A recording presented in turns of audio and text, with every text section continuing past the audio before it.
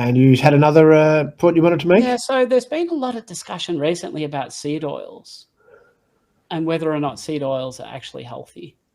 And the problem is that nobody has ever done a study where we've actually removed seed oils from the diet to see what kind of benefits you get. But there have been 4 randomized controlled trials where they've actually added seed oils into the diet. And every single one of those found deleterious effects. So there was one, the first one was 1965. And that showed that when they gave people corn oil, there was an 86% increased risk of heart attack. And there was another one, a 1968 study, that showed that while the seed oils did lower cholesterol, they did so at the expense of making you more likely to die.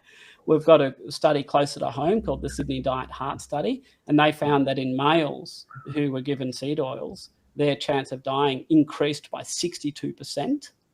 And then we've got the largest one, 48,000 females, called the Women's Health Initiative. And that found that there was a 26% increased risk of having cardiac problems.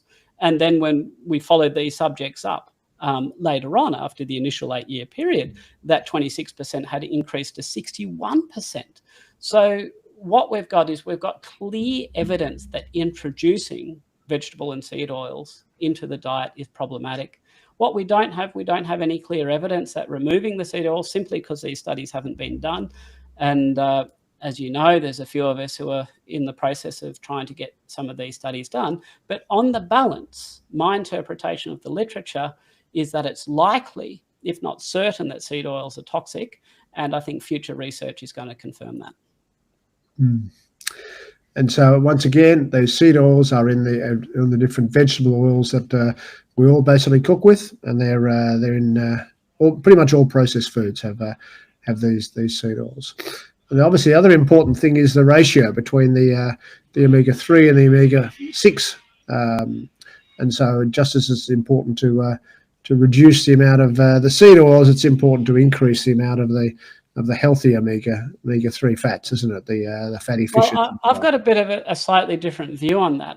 I don't think there's anything inherently problematic about omega-6 fat.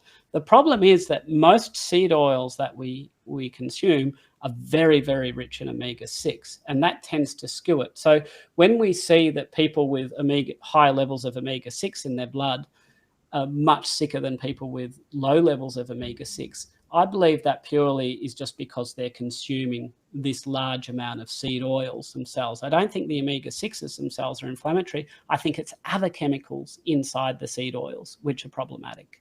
All right. So what are they?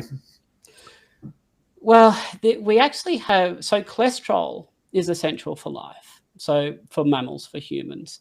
Now, plants have a different type of cholesterol. We call it plant cholesterol or phytosterol.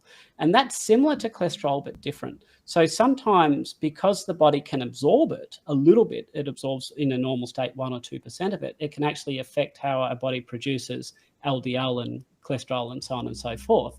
So sometimes we use these plant sterols therapeutically to lower cholesterol.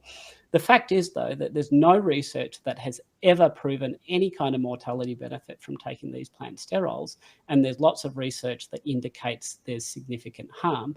So when we look at people with advanced heart disease and we do autopsy studies, we can often see layers and layers of this fake plant cholesterol lining the arteries of people who have had heart attacks. So I think it's more chemicals like phytosterols contained within seed oils that are more harmful, rather than the omega-6 themselves.